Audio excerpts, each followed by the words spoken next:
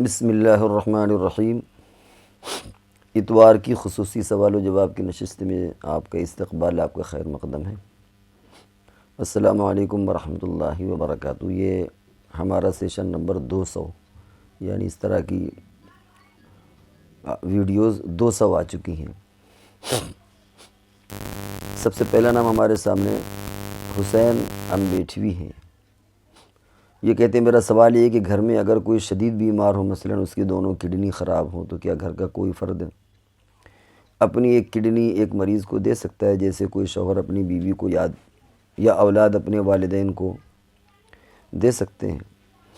اگر ڈاکٹر بولیں کہ کڈنی دینے والوں کو کوئی نقصان نہیں ہوگا اور دینے والے دونوں شخص ایک صحت والی زندگی گزار سکتے ہیں، تو کیا اس طرح کڈنی ڈونیٹ کی جا سکتی ہے؟ بعض علماء تو اس کی اجازت نہیں دیتے، لیکن اکثر علماء کی رائے ہے کہ کڈنی دے سکتے ہیں۔ اسی طرح لیور بھی دے سکتے ہیں۔ اصل میں یہ وہ اعضاء ہیں کہ میڈیکل سائنس کا یہ کہنا ہے کہ اگر تھوڑا سا حصہ لیور کا دے دیا جائے تو آدمی کا وہ لیور ریجنریٹ ہو جاتا ہے، دوبارہ بن جاتا ہے۔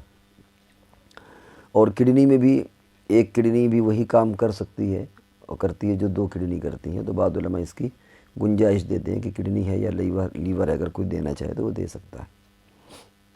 عارفہ تبسم یہ کہتی ہے شادی ہونے کے بعد دلہن کو 1.25 مہینے تک کسی رشتہ دار کے گھر دعوت وغیرہ میں نہیں جانا چاہیے، کیا ایسا کچھ نہیں ہے؟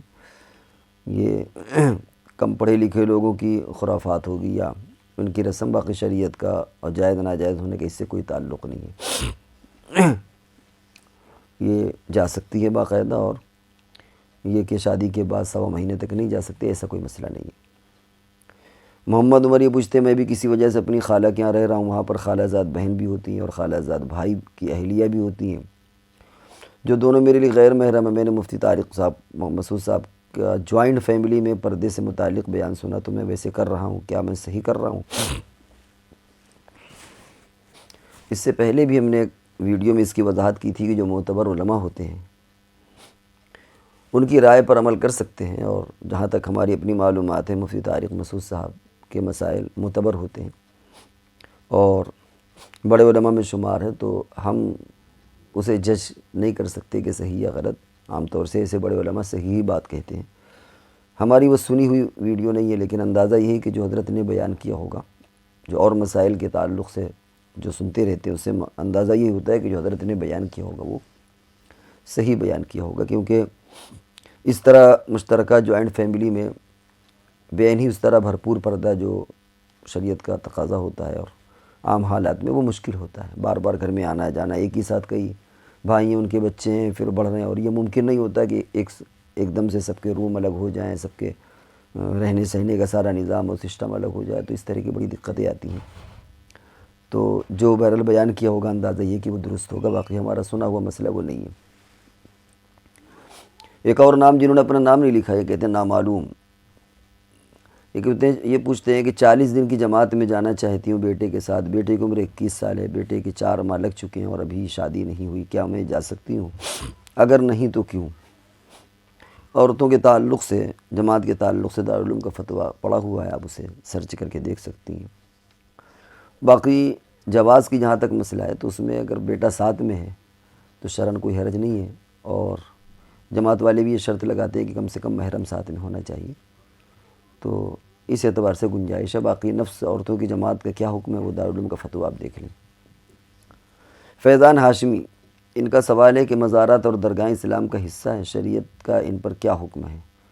گزارش ہے اس کو تفصیل سے فرمائیں۔ اصل میں سوال آپ کا واضح نہیں کہ آپ اس تعلق سے کیا پوچھنا چاہتے ہیں۔ بھئی اگر مزارات میں اور درگاہوں میں یہ کہ کوئی آدمی واقعتاً فاتحہ پڑھنے جانا چاہتا ہے، عبرت کے لیے جانا چاہتا ہے، تو جا سکتا ہے، لیکن آج کل جیسا کہ درگاہوں میں ہو رہا ہے کہ وہ قوالیاں ہوتی ہیں، عورتیں سر کھول کر کے جھومتی ہیں اور نہ جانے کیا کیا خرافات ہوتی ہے، تو بچنا چاہیے۔ لیکن واضح اور اس میں پوچھنا چاہیے کہ پوچھنے کا مقصد کیا ہے۔ سوال واضح نہیں ہے، دوبارہ پوچھیں تو انشاءاللہ جواب دیا جائے گا۔ ایک اور نام جنہوں نے اپنے آگے گولو XYZ لکھا ہے، پوچھتے ہیں حج بدل کرنے والا حج افراد کرے یا تمتع، اور حج بدل کرنے والا قربانی کس کی طرف سے کرے؟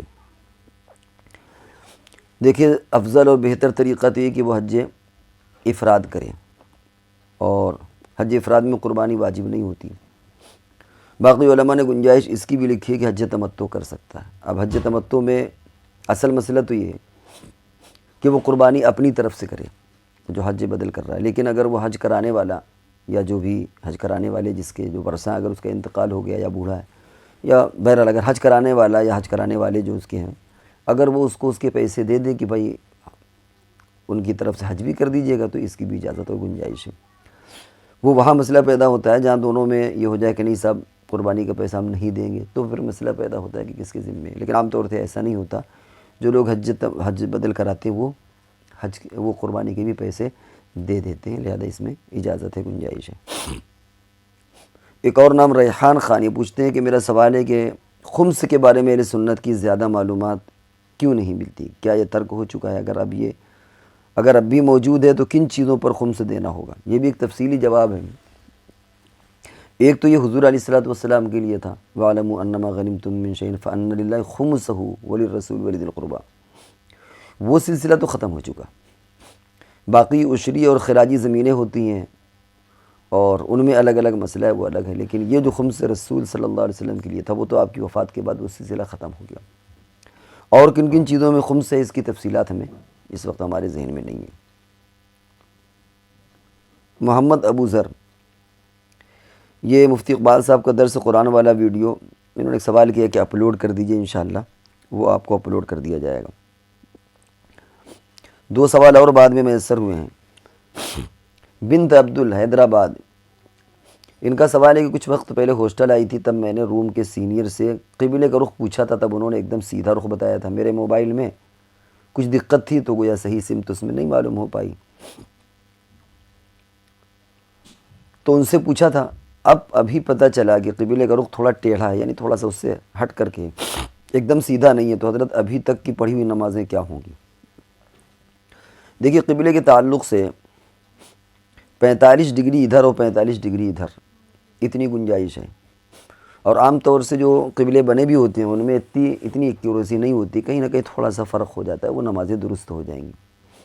ہاں اگر 45 ڈگری، ابھی ایک ڈگری ہم نہیں سمجھا سکتے اس وقت ویڈیو میں، اگر ہم یہاں پر ڈائیگرام بنائیں تو وہ سمجھایا بھی جا سکتا ہے، لیکن اس وقت ہمارے پاس بورڈ اور وہ چاک نہیں، ورنہ ہم آپ کو سمجھاتے۔ تو 45 ڈگری جو ہے وہ اگر ادھر اور ادھر ہے تو اتنی گنجائش ہے، اور اندازہ یہ ہے کہ اگر ٹیڑھا ہوگا تو اتنا ہی ہوگا، اس سے زیادہ نہیں ہوگا، اس حد تک اس کی گنجائش ہے۔ ابھی اگر ہمارے پاس کاغذ ہو گیا تو ہم آپ کو بنا کر کے کوشش کریں گے یہیں پر دکھانے کی۔ ایک سوال اور رہ گیا، اس کے بعد ہم وہ 45 ڈگری انشاءاللہ آپ کو دکھاتے ہیں بنا کر۔ ایک اور سوال ہے، سب سے آخری نام ہے، کہتے ہیں میرا نام محمد انصار، میں عمرہ کرنے گیا تھا، مجھے ایک دقت ہے، کبھی کبھار پاخانے کی جگہ سے ہلکا سا پانی نکلا ہوا ایسا محسوس ہوتا ہے، اور یہ دن میں 1 سے 2 مرتبہ ہو جاتا ہے، تھوڑی دیر نہیں کافی دیر تک محسوس ہوتا رہتا ہے۔ میں عمرہ کرنے گیا تھا تو طواف کے دوران یہی صورتحال پیش آئی، نماز کے دوران بھی ایسا کئی مرتبہ ہوا۔ ایسے حالات میں کیا کرنا چاہیے؟ اور کافی دیر تک نکلتا رہتا ہے۔ ہم نے جو محسوس کیا آپ کے سوال سے پڑھ کے، ایسا لگتا ہے کہ آپ معذور کی کیٹیگری میں داخل ہو گئے ہیں، کیونکہ بار بار نکلتا ہے اور کافی دیر تک وہ سلسلہ رہتا ہے۔ تو کیونکہ طواف کے درمیان یہی صورت پیش آ گئی اور دیر تک محسوس ہوتا رہتا ہے، تو اس کا مطلب ہے کہ وہ معذور کی کیٹیگری میں آ گیا، اور جو معذور کی کیٹیگری میں ہے اس کے لیے مسئلہ یہ ہے کہ وہ ایک بار وضو کر لے، پھر اس کے بعد وقت کے اندر جتنی بھی نمازیں ہیں اور جو ہیں وہ اس کا وہ اتنا کر سکتا ہے۔ یہی حال طواف میں بھی، اب طواف آپ نے کتنی دیر میں کیا کتنی دیر میں نہیں کیا ایک مسئلہ ہے، کیونکہ جہاں نماز کا وقت داخل ہوگا تو آپ کا وضو ٹوٹ جائے گا، اور وضو کے ساتھ طواف کرنا چاہیے۔ تو اب پتہ نہیں آپ کا طواف وضو کے ساتھ ہوا یا وضو کے ساتھ نہیں ہوا، تو اگر آپ وہیں ہوں تو یا تو طواف کا اعادہ کر لیجئے، لیکن اب کیسے ہوگا، کیونکہ اب تو آپ حلق ولق سب کرا چکے ہوں گے، تو احتیاط تو یہی ہے کہ آپ ایک دم دے دیں، کیونکہ طواف ہو سکتا ہے کہ آپ نے بے وضو یعنی ایسے وقت میں کیا ہو کہ وضو، اصل میں وضو معذور کا وضو ایسا ہوتا ہے کہ ایک وقت میں اگر بنائے گا تو ایک دوسری نماز کا جب وقت ہوتا ہے اس وقت تک اس کا وضو باقی رہتا ہے، چاہے جتنا بار اس کے وہ بیماری کی وجہ سے نجاست آئے۔ وقت نکلنے کے ساتھ وضو ٹوٹ جاتا ہے۔ ہو سکتا ہے کہ آپ نے طواف ایسے وقت میں کیا ہو، 1-2 چکر نماز کے وقت میں، باقی چکر ایسے کیا ہو کہ وضو آپ کا ٹوٹ چکا ہو، تو یہاں پر یہ شبہ ہے۔ اس لیے بہتر اور احتیاط اسی میں کہ آپ ایک دم دے دیجیے، اور اگر آپ کو یقین ہے کہ نہیں ہم نے جو طواف کیا ہے ایسے وقت میں کیا ہے کہ ہم نے وضو بنایا اور وہ وضو ہمارا وقت یعنی ایک نماز کا وقت داخل ہونے سے پہلے ہم نے طواف مکمل کر لیا تھا، تو پھر ایسی شکل میں آپ معذور کی کیٹیگری میں داخل ہونے کی وجہ سے آپ کا وضو بھی باقی رہا اور طواف بھی ہو جائے گا۔ ہمیں امید ہے کہ آپ نے یہ مسئلہ سمجھ لیا ہوگا، تھوڑا سا اس میں پیچیدگی ہوتی ہے، اگر سمجھ میں نہ آیا ہو تو دوبارہ اس کو واضح طور پر پوچھ لیں۔ اب ہم آپ کو ہلکا سا وہ ڈائیگرام بنا کر دکھاتے ہیں کہ 45 ڈگری ادھر 45 ڈگری ادھر کتنا ہوتا ہے۔ ہم کوشش کریں گے کہ آپ کو کاغذ میں بنا کر کے دکھائیں۔ کر رہے ہیں 45 ڈگری کیسے ہوتا ہے۔ یہ ایک دائرہ ہے، نظر آ رہا ہے، یہ ایک دائرہ ہم نے کھینچا ہے، اس کو ہم 4 جگہ پر بانٹ دیتے ہیں سمجھانے کے لیے۔ یہ ہم نے 4 جگہ یہ اس کو ایسے بانٹ دیا، ٹھیک ہے۔ اب یہ 4 جگہ جب بانٹیں گے تو آپ یہ مان لیں کہ یہ قبلہ ہے، یہ مثال کے طور پر قبلہ ہے، ٹھیک ہے۔ 45 ڈگری ادھر ہوتا ہے، یہ آپ اس کو پھر ایک طرح اس طرح بانٹ دیں، اور اس طرح یہ بانٹ دیں، تو یہ قبلہ ہوا، یہ قبلہ ہوا، یہ 45 ڈگری ادھر ہے 45 ڈگری ادھر ہے، سمجھ رہے ہیں؟ یہ مل کر کے پورا 90 ڈگری ہو جاتا ہے، 45 45 90۔ تو اب اس کا مطلب یہ کہ قبلہ اگر آپ نے ادھر رک کر کے نماز پڑھی تو بھی ہو جائے گی، یہ بھی ہو جائے گی، اس طرح بھی ہو جائے گی، یہ بھی ہو۔ جب آپ کا ادھر آئے گا تب نماز نہیں ہوگی، اور یہ بہت زیادہ ہے، عام طور سے ایسا نہیں ہوتا۔ اسی طریقے سے ادھر آپ نے یہ نماز پڑھی تو ہو جائے گی، یہ نماز پڑھی تو ہو جائے گی، یہ خطوط گویا یہ نماز پڑھی تو ہو جائے گی، اس طرح نماز پڑھی تو ہو جائے گی یہ۔ اب اگر آپ نے ادھر اتنا جھک گیا کہ 45 ڈگری سے ادھر چلے گئے تو نماز نہیں ہوگی، سمجھ رہے ہیں؟ یہ گویا یہ والی نماز نہیں ہوگی۔ باقی اس کے یہ جو 45 ڈگری ہے، اس کے بیچ میں اگر آپ نماز پڑھ لیں، اس سے لے کر کے اس کے اندر تک یہ پورا 90 ڈگری ہو جاتا ہے، 45 ادھر 45 ادھر، سمجھ رہے ہیں؟ 90 ڈگری ہو جاتا ہے۔ تو ادھر خطوط میں اگر آپ نے اتنا ہلکا سا ترچھا ہو گیا تو نماز ہو جائے گی، اور یہ بہت ہوتا ہے 45 ڈگری، دونوں طرف ملا کر کے 90 ڈگری ہو جاتا ہے۔ تو ہمیں امید ہے کہ انشاءاللہ سمجھ میں آ گیا ہوگا، اگر ابھی بھی کوئی دقت ہو تو دوبارہ پوچھ لیجیے گا، ٹھیک ہے۔ تو یہ رہے ناظرین کرام آپ کے آج کے سوالات کے جواب۔ ہم انشاءاللہ اگلی نشست تک کے لیے آپ سے رخصت ہوتے ہیں، جب تک ہمیں اجازت دیجیے۔ والسلام علیکم ورحمۃ اللہ وبرکاتہ۔